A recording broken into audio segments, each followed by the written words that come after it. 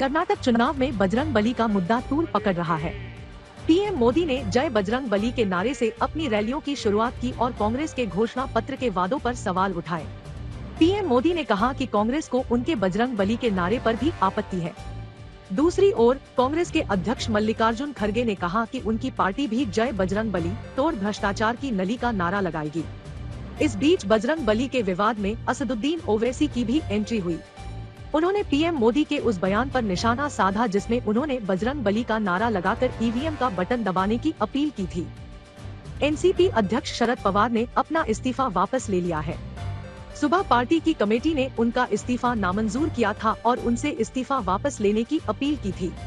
Committee के प्रस्ताव के कुछ घंटे बाद शरद पवार मीडिया के सामने आए और कार्यकर्ताओं की भावनाओं का सम्मान करते हुए इस्तीफा वापस लेने का ऐलान कर दिया।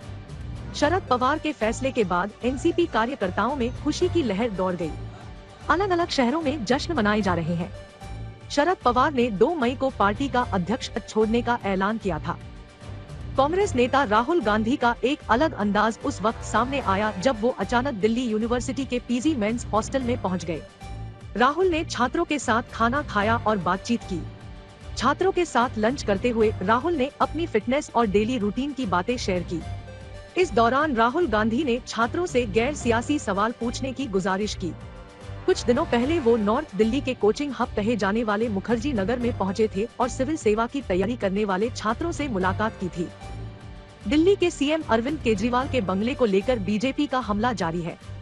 आज बीजेपी ने बंगले के अंदर की तस्वीरें जारी की और शानदार सजावट का हिसाब मांगा। बीजेपी ने मुख्यमंत्री के घर की नक्काशी से लेकर पर्दे पर सवाल किए। इतना ही नहीं, बीजेपी ने केजरीवाल की तुलना किम उन जोंग और सद्दाम हुसैन से कर डाली। बीजेपी कह रही है कि इस बंगले के दरवाजे जनता के लिए खोल दिए जाएं। वहीं बीजेपी के नेता लगातार केजरीवाल के बंगले के बाहर धरने पर डटे हुए हैं। गोवा में एससीओ की 2 दिनों की बैठक खत्म हो गई। बैठक के बाद विदेश मंत्री एस जयशंकर ने पाकिस्तान पर सीधा निशाना साधा और बैठक में शामिल होने पहुंचे बिलावल भुट्टो को आतंकवाद के उद्योग का प्रवक्ता बता दिया। बैठक के दौरान पाकिस्तान और भारत के विदेश मंत्री आमने सामने हुए। स्वागत के दौरान एस जयशंकर ने पाकिस्तानी विदेश मंत्री को नमस्ते किया तो जवाब में बिलावल ने भी हाथ जोड़े। वहीं पाक विदेश मंत्री बिलावल भुट्टो से मिलने के 10 मिनट बाद ही विदेश मंत्री एस जयशंकर ने आतंकवाद का मुद्दा उठाया। जम्मू कश्मीर के राजौरी में सुरक्षा बलों और आतंकवादियों के बीच मुठभेड़ चल रही है, जिसमें 5 जवान शहीद हो गए। एनकाउंटर शुक्रवार सुबह 7:30 बजे शुरू हुआ। बताया जा रहा है कि 2 से 3 आतंकवादियों को सेना ने घेर रखा है। आतंकियों की खुफिया जानकारी 3 मई को मिली थी, जिसके बाद सेना ने सर्च ऑपरेशन चलाया। आतंकी एक गुफा में छिपे थे। सुबह जब एनकाउंटर शुरू हुआ तो आतंकियों के ब्लास्ट में सेना के जवान शहीद हो गए। ये वही आतंकी बताए जा रहे हैं जो पुंछ में सेना के ट्रक पर हमले में शामिल थे। मध्य प्रदेश के मुरैना से एक दिल दहलाने वाली तस्वीर सामने आई। एक परिवार के 6 लोगों की गोली मारकर हत्या कर दी गई। पूरी वारदात कैमरे में कैद हो गई। वीडियो में दिख रहा है कि एक शख्स बार बार अपनी बंदूक में गोली लोड करता है और सामने खड़े लोगों पर फायरिंग करता है। गोलीबारी से पहले वीडियो में दिख रहा है कि कुछ लोग लाठी डंडे से लगातार किसी पर हमला कर रहे हैं। पुलिस के मुताबिक गांव के 2 परिवारों के बीच पिछले 10 साल से रंजिश चल रही थी और ताज़ा वारदात इसी का नतीजा है। दिल्ली की तिहाड़ जेल में 2 मई को गैंगस्टर टिल्लू ताजपुरिया के मर्डर का नया सीसीटीवी फुटेज सामने आया है। वीडियो में देखा जा सकता है कि 9 पुलिस वालों के सामने ही कैदी टिल्लू ताजपुरिया पर नुकीले हथियार से हमला कर रहे हैं। शुरुआत में तो पुलिस कर्मियों ने कैदियों को रोका, लेकिन कुछ देर बाद पीछे हट गए। टिल्लू हाई सिक्योरिटी वार्ड में बंद था, जहां उस पर नुकीले हथियार से 100 से ज्यादा बार हमला किया गया। टिल्लू रोहिणी कोर्ट में 24 सितंबर 2021 को हुए शूटआउट मामले में आरोपी था। विवादित फिल्म द केरला स्टोरी आज बड़े पर्दे पर रिलीज हो गई। इससे पहले केरल हाईकोर्ट ने फिल्म की रिलीज पर रोक लगाने से इनकार कर दिया था। अदालत ने कहा कि फिल्म इस्लाम के खिलाफ नहीं है, आईसिस पर है। गुरुवार को सुप्रीम कोर्ट ने इस फिल्म की रिलीज रोकने के लिए दायर तीसरी याचिका भी खारिज कर दी थी। इस बीच फिल्म की रिलीज को लेकर केरल से तमिलनाडु तक विरोध भी हुआ। चेन्नई में एसडीपीआई ने विरोध प्रदर्शन किया। तुर्की की राजधानी अंकारा में रूस और यूक्रेन के प्रतिनिधि आपस में भिड़ गए। दोनों पक्षों के बीच हुई हाथापाई का वीडियो तेजी से वायरल हो रहा है। वीडियो में यूक्रेनी सांसद एक रूसी प्रतिनिधि को घूंसा मारते नजर आ रहे हैं। रूसी प्रतिनिधि ने यूक्रेन के झंडे को फाड़ने की कोशिश की थी, जिसके बाद भड़के यूक्रेनी सांसद ने मुक्कों की बरसात कर दी। ये घटना ब्लैक सी इकोनॉमिक कोऑपरेशन की संसदीय सभा के दौरान हुई।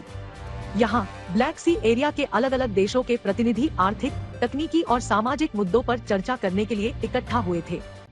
आज हम सबसे पहले आपको ये दिखाएंगे कि पाकिस्तान के विदेश मंत्री बिलावल भुट्टो कैसे बड़े बेआबरू होकर भारत से लौटे हैं, और जाते जाते भारत के विदेश मंत्री एस जयशंकर ने उन्हें एक लेक्चर भी दिया और ये भी पाकिस्तान से पूछ लिया कि पाकिस्तान पीओके को कब खाली कर रहा है। लेकिन हम इस विश्लेषण की शुरुआत उस 6 सेकंड के वीडियो से करना चाहते हैं जिसकी आज पूरे देश में चर्चा हो रही है, हमसे भी ज्यादा पाकिस्तान में चर्चा हो रही है। और इस वीडियो में बिलावल भुट्टो को ये 6 सेकंड 6 घंटे की तरह लग रहे थे।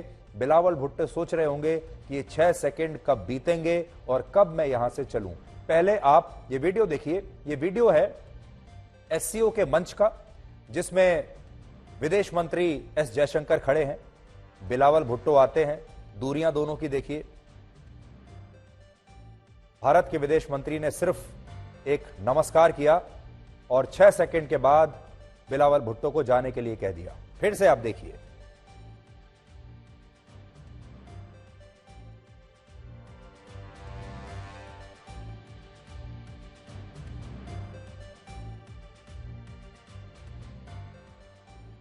दोनों के बीच कोई संवाद नहीं है। केमिस्ट्री, बॉडी लैंग्वेज आप देख सकते हैं, दोनों ही बहुत असहज हैं। और बिलावल भुट्टो ये बात अच्छी तरह से समझ सकते हैं कि भारत के विदेश मंत्री उनका स्वागत नहीं कर रहे हैं। इस वीडियो में आपको वही असहजता दिखाई देगी जब आपके घर में कोई ऐसा मेहमान आ जाता है जिसे आपने शिष्टाचार की मजबूरी में बुला तो लिया, लेकिन आप असल में चाहते नहीं कि वो मेहमान आपके घर में आए, यानी बिन बुलाया मेहमान। या फिर आप किसी ऐसे पड़ोसी के घर में चले जाते हैं जिससे आपके रिश्ते बहुत खराब होते हैं और आप ना चाहते हुए भी उसके घर में जाते हैं, और जब वो असहजता दिखाई देती है क्योंकि आप वहां मजबूरी में आपको जाना पड़ा है। और गोवा में आज हुए एससीओ समिट के दौरान भी बिल्कुल यही असहजता दिखाई दे रही थी, यही मजबूरी दिखाई दे रही थी। इसके अलावा इस समिट में और भी ऐसी बहुत सारी बातें हुई हैं जो वहां के माहौल को काफी असहज बनाती हैं, जिससे आपको बहुत सारी मजबूरियां आज समझ में आएंगी। सरल भाषा में अगर आप मुझसे कहें कि मैं एससीओ समिट के बारे में आपको अपना एक निचोड़ बताऊं, तो वो ये है कि सबसे पहले तो भारत, पाकिस्तान और चीन की एक ही मंच पर, एक ही संगठन में मौजूदगी अपने आप में ही एक बहुत बड़ी असहज बात है, क्योंकि इन तीनों की आपस में जरा भी बनती नहीं है। फिर भी ये तीनों देश एक संगठन में हैं, एक मंच पर हैं, एक साथ मिलकर बात कर रहे हैं। पाकिस्तान भारत में जो आतंकवाद एक्सपोर्ट करता है उससे भारत वर्षों से परेशान है, और पाकिस्तान ने हमें कश्मीर पर भी बहुत परेशान करके रखा है। और भारत की सीमाओं की संप्रभुता को लेकर हमारा चीन से भी लगातार सीमा विवाद चलता रहता है, बातचीत भी बंद है। लेकिन फिर भी इन दोनों दुश्मन देशों के साथ भारत इस एससीओ का सदस्य है। आज भारत ने पाकिस्तान से साफ कह दिया कि जब तक वो सीमा पार आतंकवाद को रोकेगा नहीं, तब तक कोई बातचीत नहीं होगी। इसलिए आज भारत के विदेश मंत्री एस जयशंकर ने बिलावल भुट्टो के साथ अलग से कोई बातचीत नहीं की। लेकिन तमाम सीमा विवाद के बावजूद एस जयशंकर ने चीन के विदेश मंत्री के साथ जरूर अलग से बैठक की और उनके साथ खुशी खुशी फोटो भी खिंचवाई। इसका मतलब यह है कि शत्रु अगर शक्तिशाली हो तो उससे संवाद करना ही पड़ता है। एससीओ का मतलब है शंघाई कोऑपरेशन ऑर्गेनाइजेशन, और यह संगठन मूलतः रशिया और चीन का एक फोरम था जिसमें पहले सिर्फ मध्य एशिया के देश शामिल थे, जो विघटन से पहले सोवियत संघ का हिस्सा हुआ करते थे। लेकिन इसके बाद चीन ने इस संगठन में पाकिस्तान को शामिल करने की कोशिश की, और फिर जवाब में रशिया ने भारत के नाम का प्रस्ताव रखा, और 2017 से भारत और पाकिस्तान भी एससीओ के सदस्य बन गए। इस संगठन में अपने दो सबसे बड़े दुश्मनों से घिरे होने के बावजूद भारत के लिए एससीओ सेंट्रल एशिया के एक गेटवे की तरह है, इसलिए भारत इसमें मौजूद रहना चाहता है। इस संगठन में कितनी अलग अलग विचारधाराएं हैं, कितने बड़े बड़े मतभेद हैं, इसका अंदाजा आपको इस बात से लगेगा कि आज एससीओ के रक्षा मंत्रियों की बैठक के बाद, जब कुछ दिन पहले रक्षा मंत्रियों की बैठक हुई थी, तब कोई जॉइंट स्टेटमेंट नहीं आया, और आज जब सभी देशों के विदेश मंत्रियों के बीच बैठक हुई उसके बाद भी कोई जॉइंट स्टेटमेंट नहीं आया और किसी भी बड़े मुद्दे पर कोई सहमति बन ही नहीं पाई। रशिया और चाइना अमेरिका के खिलाफ बयान जारी करना चाहते हैं, जिस पर भारत तैयार नहीं है, क्योंकि भारत को अमेरिका के साथ भी रिश्ते बनाने हैं, भारत को अमेरिका के साथ भी बैठना है। इसलिए भारत रशिया से भी रिश्ते बनाना चाहता है और भारत अमेरिका से भी रिश्ते बनाना चाहता है। इसलिए भारत के मंच से, भारत के गोवा शहर से ये दोनों देश कोई ऐसा स्टेटमेंट कैसे दे सकते हैं जो अमेरिका को पसंद ना आए। भारत सीमा पार से आतंकवाद और संप्रभुता पर बयान देना चाहता है, सीमा पार आतंकवाद पर बात करना चाहता है, जिसके लिए चीन और पाकिस्तान तैयार नहीं है। और कई सदस्य जो हैं एससीओ के, वो यूक्रेन युद्ध पर बात करना चाहते हैं, जिसके लिए रशिया तैयार नहीं है।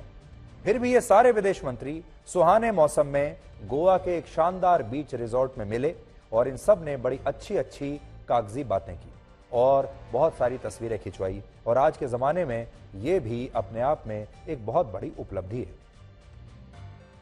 बड़ी बात यह है कि आज जिस वक्त गोवा में भारत और पाकिस्तान के विदेश मंत्री एक ही मंच पर और एक ही हॉल में मौजूद थे, उस वक्त भी पाकिस्तान आतंकवाद की साजिश रच रहा था। और आज ही जम्मू कश्मीर के राजौरी सेक्टर में आतंकवादियों के साथ एक एनकाउंटर में भारतीय सेना के 5 जवान शहीद हो गए। इसके अलावा आज जब एससीओ समिट के बाद विदेश मंत्री एस जयशंकर ने एक प्रेस कॉन्फ्रेंस की, तो उन्होंने पाकिस्तान को आतंकवाद को लेकर एक कड़ा संदेश दिया और यह भी कहा कि आतंकवाद से पीड़ित और आतंकवाद की साजिशकर्ता एक साथ नहीं बैठ सकते और पाकिस्तान पूरी दुनिया में आतंकवाद का सबसे बड़ा प्रवक्ता है। You know, victims of terrorism do not sit together with perpetrators of terrorism to discuss terrorism. Victims of terrorism defend themselves, counter acts of terrorism, they call it out, they delegitimize it, and that is exactly what is happening. So, to come here and preach these hypocritical words as though we are on the same boat, I mean, they are committing acts of terrorism. And, you know, I don't want to jump the gun on what happened today, but I think we're all feeling equally outraged. So, I think, I mean, let's be very, very clear on this. You know, on this matter, the terrorism matter, I mean, I would say Pakistan's credibility is depleting even faster than its forex reserves. आपने देखा होगा हाल ही के वर्षों में भारत की जो विदेश नीति है उसमें एक तरह की दिलेरी आई है। पहले भारत ये सब बातें या तो अंतर्राष्ट्रीय मंचों पर करता ही नहीं था, करता भी था तो बड़े इशारों में और दबे स्वर में करता था। लेकिन जिस तरह से विदेश मंत्री एस जयशंकर आजकल अंतर्राष्ट्रीय मंचों पर नई डिप्लोमेसी लेकर आए हैं, जिस तरह वो खुलकर बात करते हैं, नाम लेकर बात करते हैं, वो भारत की विदेश पॉलिसी में, विदेश नीति में एक बहुत बड़ा नया बदलाव आपको देखने को मिलेगा। और यही जो अग्रेशन आप देख रहे हैं आजकल भारत की विदेश नीति में, यही नए भारत की नई विदेश नीति है, जिसमें हम पाकिस्तान का नाम लेने से चूकते नहीं हैं, जिसमें हम चीन का नाम लेने से चूकते नहीं हैं और हम जिससे भी बात करते हैं अपनी शर्तों पर बात करते हैं। गोवा में ये समिट हो रहा है, भारत उसका होस्ट है, यहां पर भी भारत अपनी शर्तों पर सबसे बात कर रहा है। कहीं बाहर जाएंगे वहां पर भी भारत ने अपनी शर्तों पर बात की है। और सबसे बड़ा उदाहरण भारत का भी हाल ही में इस बात का यह है कि जब रशिया और यूक्रेन के बीच युद्ध चल रहा था और रशिया से तेल खरीदने की बारी आई, उस समय भी भारत ने अपनी शर्तों पर अमेरिका से भी अपने रिश्ते निभाए और रशिया से भी रिश्ते निभाए, लेकिन सब कुछ किया अपनी शर्तों पर और ये देखते हुए कि भारत का लाभ, भारत का फायदा किस में है। अब हम आपके लिए उस खबर का विश्लेषण करेंगे जिसकी पूरी दुनिया में चर्चा हो रही है। यह खबर ब्रिटेन के नए राजा किंग चार्ल्स III के बारे में है, जिनकी 6 मई को कोरोनेशन सेरेमनी होने वाली है। कोरोनेशन सेरेमनी के बारे में आप लगातार सुन रहे होंगे, पढ़ रहे होंगे। कोरोनेशन सेरेमनी को हिंदी में राज्याभिषेक समारोह कहते हैं। इसका मतलब होता है राजा को आधिकारिक रूप से राज सिंहासन की जिम्मेदारी सौंपना और उसकी ताजपोशी करना। ब्रिटेन के समय के अनुसार किंग चार्ल्स III का राज्याभिषेक समारोह 6 मई को सुबह 11 बजे शुरू होगा और यह दोपहर 1 बजे तक चलेगा। और इस समारोह में दुनिया के 203 देशों से कुल मिलाकर 2000 नेता बतौर अतिथि के रूप में शामिल होंगे। और इस पूरे समारोह का लाइव प्रसारण होगा। सोचिए, ब्रिटेन के राजा की ताजपोशी हो रही है और पूरी दुनिया के लोग इसमें शामिल होने के लिए ब्रिटेन जा रहे हैं। भारत की तरफ से हमारे उपराष्ट्रपति जगदीप धनखड़ इस समारोह में शामिल होंगे और यह पूरा समारोह लंदन के ऐतिहासिक चर्च, जिसका नाम है वेस्टमिंस्टर एबे, वहां पर आयोजित होगा। और बड़ी बात यह है कि जब किंग चार्ल्स III की ताजपोशी होगी, तब वहां मौजूद लोगों से यह पूछा जाएगा कि क्या वो किंग चार्ल्स को अपने शासक के रूप में स्वीकार करते हैं। और फिर इसी के बाद किंग चार्ल्स को ताजपोशी की अंगूठी पहनाकर उन्हें शपथ दिलाई जाएगी। ब्रिटेन में 70 वर्षों के बाद पहली बार ऐसा होगा जब किसी राजा की वहां इस तरह से ताजपोशी होगी।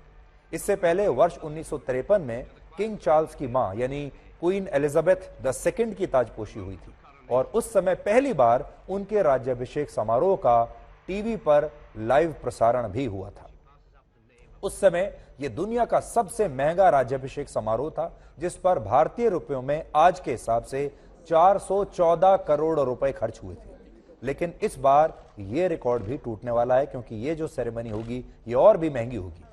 ब्रिटेन के नए राजा किंग चार्ल्स की ताजपोशी पर इस बार 1000 करोड़ रुपए खर्च होने का अनुमान है। सोचिए, 1000 करोड़ रुपए सिर्फ इस समारोह पर खर्च होने वाले हैं और यह पैसा ब्रिटेन का राजशाही परिवार खर्च नहीं कर रहा, बल्कि इस समारोह का आयोजन ब्रिटेन के टैक्स पेयर्स के पैसे से किया जा रहा है। यानी ये जो सारा पैसा है ब्रिटेन में रहने वाले जो लोग हैं, टैक्स पेयर्स हैं, उनकी जेब से जाएगा। ब्रिटेन की सरकार द्वारा कराए गए एक नए सर्वे में देश के हर 10 में से 5 लोगों ने यह कहा है कि वो इस समारोह के खर्च से सहमत नहीं है और यह समारोह टैक्स पेयर्स के पैसे से नहीं होना चाहिए। और इस मांग को लेकर हाल ही में लंदन में अलग अलग संगठनों द्वारा विरोध प्रदर्शन भी किए गए हैं। मतलब यह है कि ब्रिटेन की जो आधी आबादी है वो इसके खिलाफ है। लेकिन अब इन विरोध प्रदर्शनों पर ब्रिटेन की सरकार ने रोक लगा दी है। ब्रिटेन की सरकार ने वहां पर एक एंटी प्रोटेस्ट लॉ को लागू कर दिया है और इस नए कानून के तहत अगर कोई व्यक्ति या कोई ग्रुप या समूह ताजपोशी समारोह का विरोध करते हुए वहां किसी भी सड़क को ब्लॉक करता है, सड़क पर बैठकर विरोध प्रदर्शन करता है, तो उसे 1 साल के लिए जेल में डाल दिया जाएगा। और अगर कोई व्यक्ति राजशाही परिवार के विरोध में किसी बिल्डिंग पर चढ़ता है तो उसे भी तुरंत गिरफ्तार कर लिया जाएगा। सोचिए, ब्रिटेन खुद को लोकतंत्र का चैंपियन बताता है, फ्रीडम ऑफ स्पीच का चैंपियन बताता है और कहता है कि जो विरोध है वो तो लोकतंत्र का एक बहुत अहम हिस्सा है। भारत में भी जब हमारे यहां बड़े बड़े आंदोलन होते हैं, जैसे किसान आंदोलन हुआ या शाहीन बाग में जब आंदोलन हुआ था, तब ब्रिटेन लोकतांत्रिक मूल्यों के नाम पर हमारे देश में होने वाले ऐसे ही आंदोलनों का समर्थन करता है। जब हम अपने देश में आंदोलन करने वाले किसी नेता के खिलाफ या आंदोलनकारियों के खिलाफ कोई एक्शन ले लेते हैं, तो ब्रिटेन जैसे जो देश हैं वो सबसे पहले आकर आपत्ति जताते हैं और फिर हमारे ही देश पर कहते हैं कि यहां लोकतंत्र खतरे में आ गया है।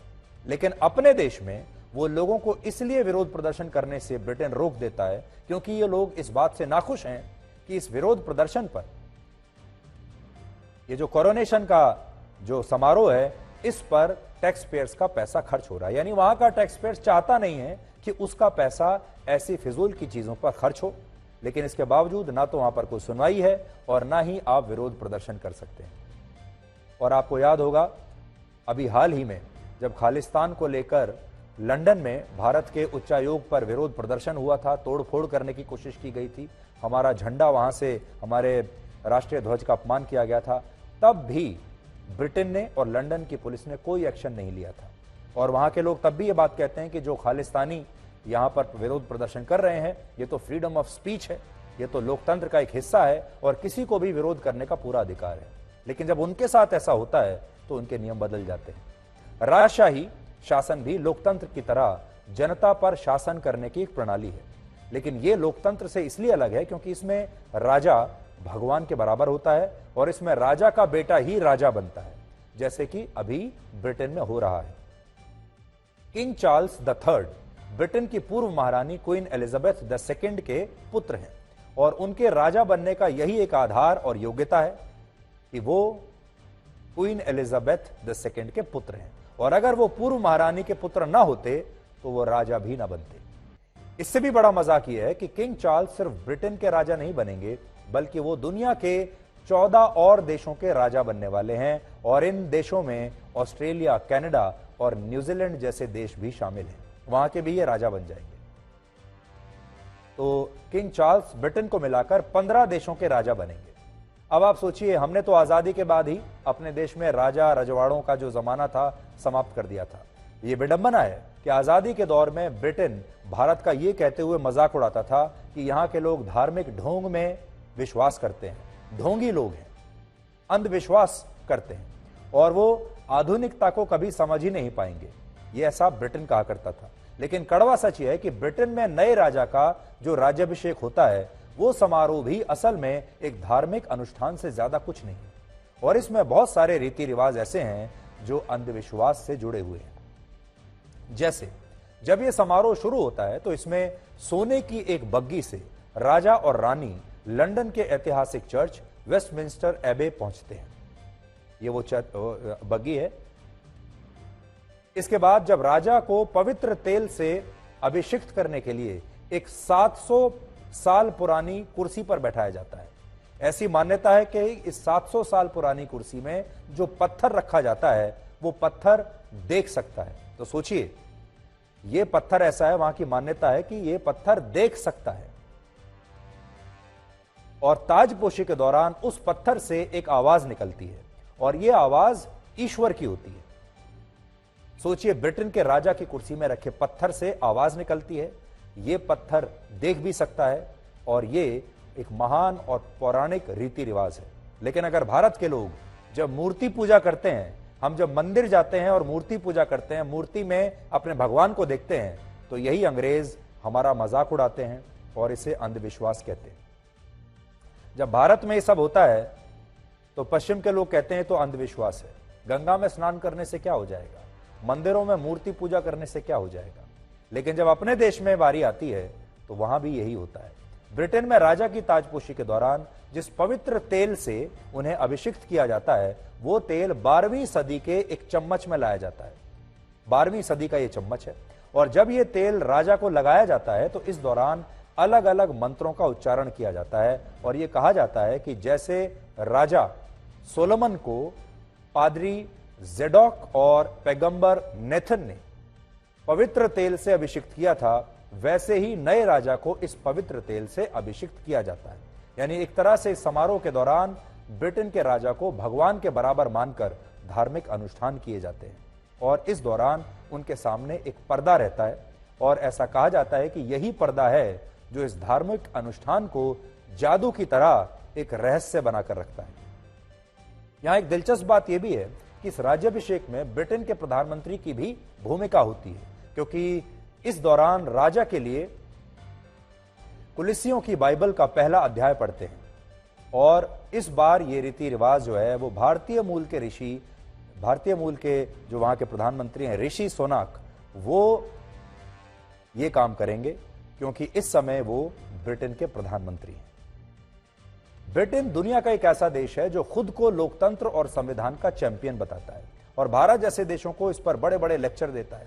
हम तो उनके गुलाम भी रहे हैं कई सौ साल तक। लेकिन सच ये है कि आज जब दुनिया के ज्यादातर देश राजशाही के दौर से निकलकर बराबरी और लोकतंत्र के युग में आ चुके हैं, जब ज्यादातर देश परिवारवाद के खिलाफ हैं कि राजा का बेटा ही राजा क्यों होना चाहिए, प्रधानमंत्री का बेटा ही प्रधानमंत्री क्यों होना चाहिए, तब भी ब्रिटेन राजा और रानी वाले दौर में आज के जमाने में भी अटका हुआ है।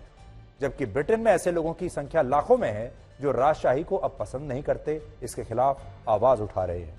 इसे लेकर पिछले साल ब्रिटेन की सरकार ने एक सर्वे करवाया था, जिसमें हर 4 में से 1 व्यक्ति का मानना था कि अब ब्रिटेन को राजशाही शासन से बाहर निकल जाना चाहिए।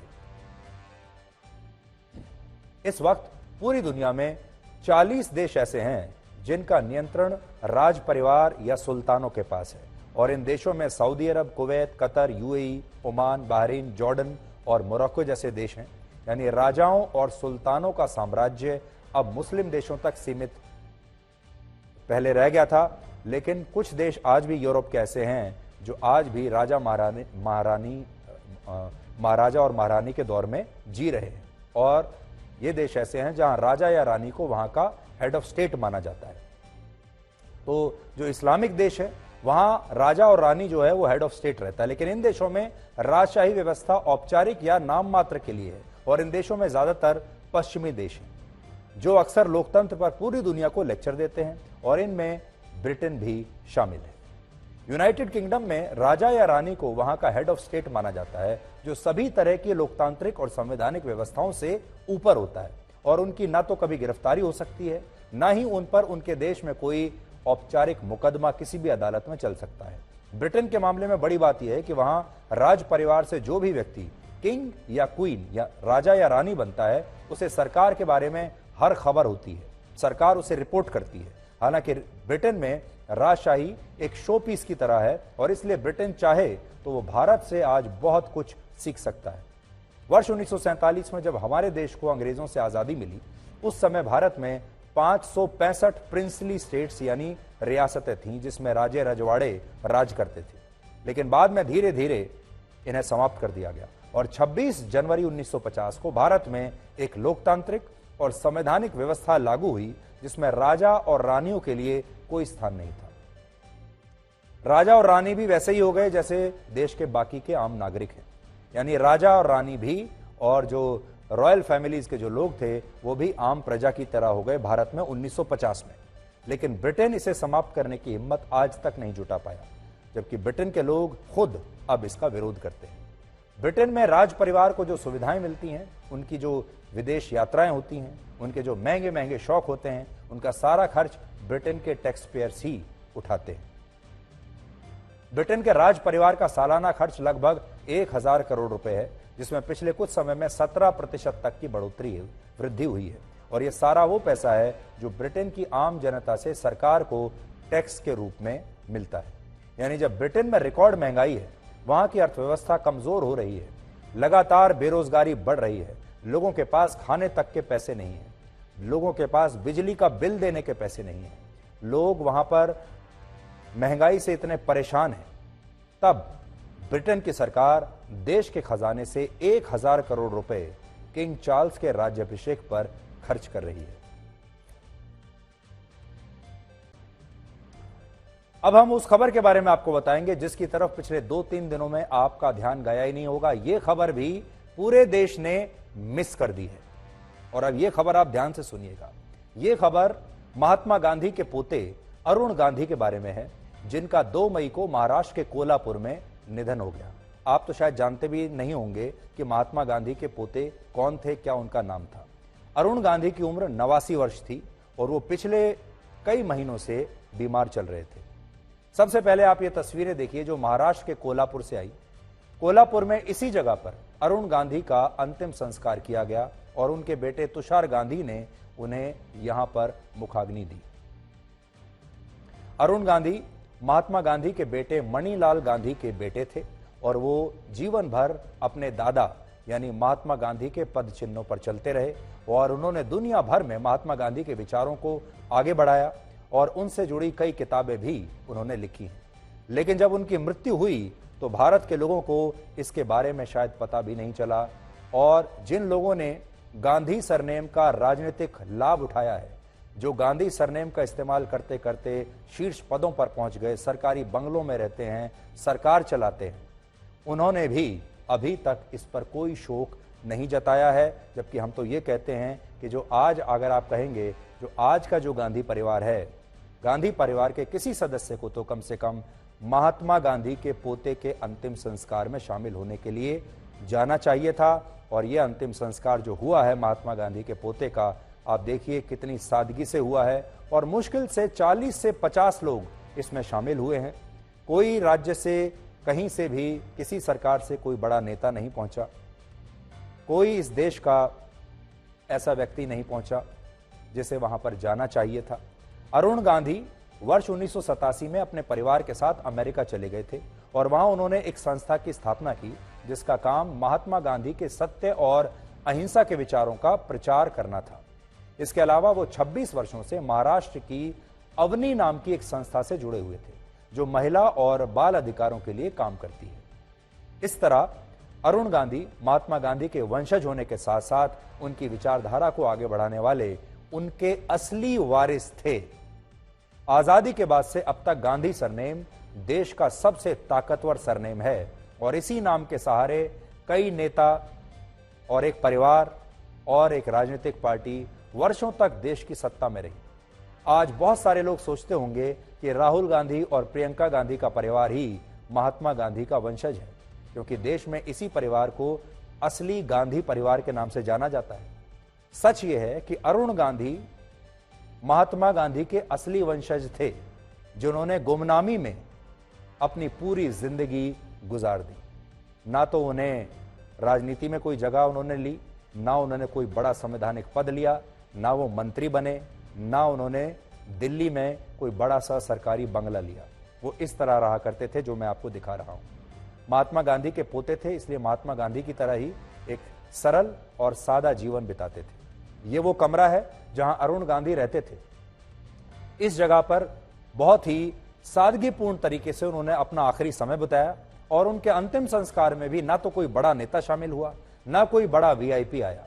उनके निधन पर देश के मीडिया और सोशल मीडिया पर भी कोई खास चर्चा नहीं हुई और उनके अंतिम संस्कार का देश के मीडिया में या फिर न्यूज चैनल्स में कोई लाइव टेलीकास्ट नहीं हुआ। और महात्मा गांधी को अपना आदर्श मानने वाले हमारे देश के बहुत सारे युवाओं को भी आज इसके बारे में शायद ही कोई जानकारी होगी, क्योंकि महात्मा गांधी का नाम और उनके सिद्धांत फिल्में बनाने के लिए, बड़े बड़े मंचों पर बड़ी बड़ी बातें करने के लिए, पुरस्कार लेने के लिए, किताबें लिखने के लिए, चुनाव लड़ने के लिए, पार्टियां बनाने के लिए, मंत्री बनने के लिए, प्रधानमंत्री बनने के लिए, सरकारी बंगले लेने के लिए, इस सब के लिए तो काम आते हैं। लेकिन उनकी बताई गई बातों के हिसाब से जिंदगी बिताना बहुत ही मुश्किल काम है और उनके असली परिवार ने, उनके बेटे और बेटे के बेटे ने वही काम करके दिखाया है। हमारे देश में गांधी का नाम और उनकी फोटो रुपए के नोट पर तो छपती है, करेंसी नोट पर छपी होती है। हर बड़े सरकारी दफ्तर में महात्मा गांधी की तस्वीर लगी होती है। उनके नाम पर बड़े बड़े भवन हैं, पार्क हैं, सड़कों के नाम हैं, लेकिन उनके असली वंशजों को वो सम्मान कभी नहीं मिला जिसके वो हकदार हैं।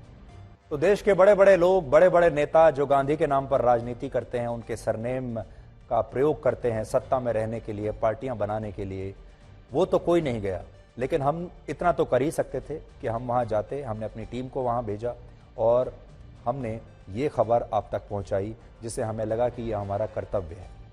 भारत के ज्यादातर लोग आज भी जेल के नाम से कांपते हैं, लेकिन ये जेल एक सजा नहीं बल्कि मजा बन गई है। भारत की जेलों में सुकेश चंद्रशेखर जैसे ठग वीडियो कॉल पर अभिनेत्रियों से बात करते हैं, सत्येंद्र जैन जैसे मंत्री और नेता मसाज कराते हैं, अतीक अहमद जैसे गैंगस्टर्स जेल में बैठे बैठे हत्याएं करा देते हैं और अभी 2 मई को दिल्ली की तिहाड़ जेल में एक खतरनाक गैंगस्टर की उसी के सेल में घुसकर हत्या कर दी गई और पुलिस खड़े खड़े देखती रही।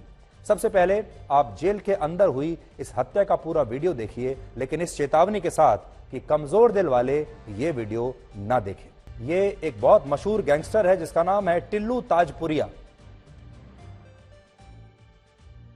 ये टिल्लू ताजपुरिया अपने सेल में बंद था और देखिए कैसे उसकी हत्या की गई।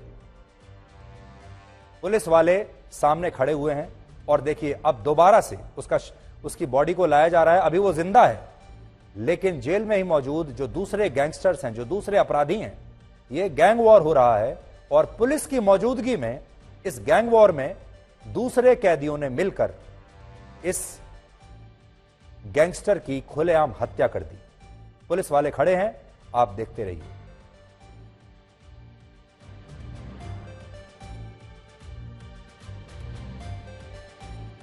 तिहाड़ जेल से हमें वीडियो मिल गया है जिसमें इस गैंगस्टर की खुलेआम चाकुओं से हत्या की जा रही है। अब आप सोचिए ये चाकू कहां से आए, ये तमाम अपराधी उसके सेल तक कैसे पहुंचे, कैसे ये सब कुछ हुआ और पुलिस इन्हें रोक नहीं पाई। ये आप देख रहे हैं लगातार चाकू उसके शरीर पर मारे जा रहे हैं। गैंग वॉर, खूनी खेल और बदले की कहानी पर बनी बहुत सारी वेब सीरीज और फिल्में आपने देखी होंगी, लेकिन आज हम आपको रियल लाइफ की एक ऐसी वेब सीरीज दिखा रहे हैं जिसमें भारत की सबसे सुरक्षित माने जाने वाली तिहाड़ जेल की सच्चाई आपके सामने है। अब आप टिल्लू राजपुरिया पर हुए हमले के कुछ ही मिनटों के बाद का सीसीटीवी फुटेज देख रहे हैं। इसमें साफ दिखाई दे रहा है कि टिल्लू को पुलिस वाले चादर में डालकर लाते हैं और इसी बीच हमलावर कैदी फिर से वहां पहुंचते हैं और उस पर टूट पड़ते हैं और इस बीच वहां जो पुलिस वाले मौजूद हैं वो बस तमाशबीन होकर सब देखते रहते हैं। खास बात यह है कि इस घटना में जिन हथियारों का इस्तेमाल हुआ उसमें जेल के किचन में इस्तेमाल होने वाले चम्मच, ग्रिल को काटकर निकाले गए लोहे का इस्तेमाल किया गया। लेकिन तिहाड़ जेल में अपराध की पहली घटना नहीं है। इसी साल अप्रैल में लॉरेंस बिश्नोई गैंग के प्रिंस तेवतिया की ऐसे ही गैंग वॉर में हत्या कर दी गई थी। उससे पहले 2021 में एक और गैंगस्टर अंकित गुर्जर का शव भी ऐसे ही जेल में मिला था। तिहाड़ ही नहीं, पिछले कुछ वर्षों में भारत की जेलों से आई खबरें ये बताती हैं कि जेल के अंदर एक ऐसा बाजार है जिसमें हथियारों के साथ साथ नशे और अय्याशी का हर वो सामान मिलता है जिसे गैंगस्टर्स पाना चाहते हैं और कानून उनका कुछ नहीं बिगाड़ पाता। तिहाड़ की सुरक्षा को नाकाम करने का पहला उदाहरण मशहूर अपराधी चार्ल्स सोबराज का मिलता है। बिकनी किलर नाम से मशहूर चार्ल्स सोबराज ने 1986 में अपने जन्मदिन पर तिहाड़ जेल के कर्मचारियों के लिए मिठाई मंगवाई और मिठाई में नशीला पदार्थ मिला दिया। सुरक्षाकर्मी, पुलिस वाले बेहोश हो गए और वो बड़े आराम से जेल से फरार हो गया था। आज के हालात की बात करें तो सुकेश चंद्रशेखर ने तिहाड़ में वो सब किया जो वो शायद अपने आलीशान घर में बैठकर करता होगा। दिल्ली पुलिस ने अपनी चार्जशीट में कोर्ट को बताया कि बॉलीवुड की 3 हीरोइनें सुकेश से मिलने तिहाड़ जाया करती थी और सुकेश राम चंद्रशेखर वीडियो कॉल पर अभिनेत्रियों से बात किया करता था। यह उसका सेल है जब वहां पर छापा पड़ा था। इसके बाद मैं आपको और दिखाता हूं कैसे मसाज होता है। आप देखिए जेल में। इसी तरह यूनिटेक के पूर्व प्रमोटर संजय चंद्रा और अजय चंद्रा को जेल में नियमों को ताक पर रखकर गैर कानूनी सुविधाएं उपलब्ध कराई गई। उन्होंने अपना पूरा दफ्तर वहां पर खोला हुआ था। इसी तरह दिल्ली सरकार के पूर्व मंत्री सत्येंद्र जैन का यह वीडियो आपने देखा होगा जो मनचाहा खाना खा रहे हैं और अपनी मसाज भी वो करा रहे हैं। मसाज कराते हुए वीडियो भी आपने उनका अक्सर देख लिया होगा। अब आप सोचिए कि आपको लगता है कि ये जेल की सजा है, ये सजा है या ये मजा है। इसके अलावा उत्तर प्रदेश के प्रयागराज में हुई उमेश पाल की हत्या की पूरी साजिश अतीक अहमद के आदेश पर बरेली की जेल में रची गई थी। उत्तर प्रदेश का एक और अपराधी मुख्तार अंसारी भी कई वर्षों तक जेल से अपना कारोबार, जुर्म का कारोबार चलाता रहा। हाल ही में गैंगस्टर लॉरेंस बिश्नोई ने एक्टर सलमान खान को एक इंटरव्यू में खुलेआम धमकी दी और बाद में पता चला कि यह इंटरव्यू भी जेल से ही लिया गया था। तो लोग जेल से इंटरव्यू दे रहे हैं, लोग जेल में मसाज करा रहे हैं, हत्याएं करवा रहे हैं, जेल में हत्या कर रहे हैं। इसलिए आज आपसे कहना चाहते हैं कि जेल एक बहुत बड़ी गलतफहमी है। आम आदमी जरूर जेल से डरता होगा, लेकिन गैंगस्टर्स के लिए, अपराधियों के लिए जेल एक ऐशगाह है, भ्रष्टाचार का सबसे बड़ा अड्डा है और ये बहुत बड़ी गलतफहमी है। इसलिए आज हम सरकार से अपील करना चाहेंगे कि अभी तक बहुत चीजों की सफाई हुई है, लेकिन जेलों की सफाई अभी तक नहीं हुई है। रिश्ते ऐसे निभाइए कि आपका कॉल देखकर किसी के चेहरे पर मुस्कुराहट आ जाए, माथे पर शिकन नहीं।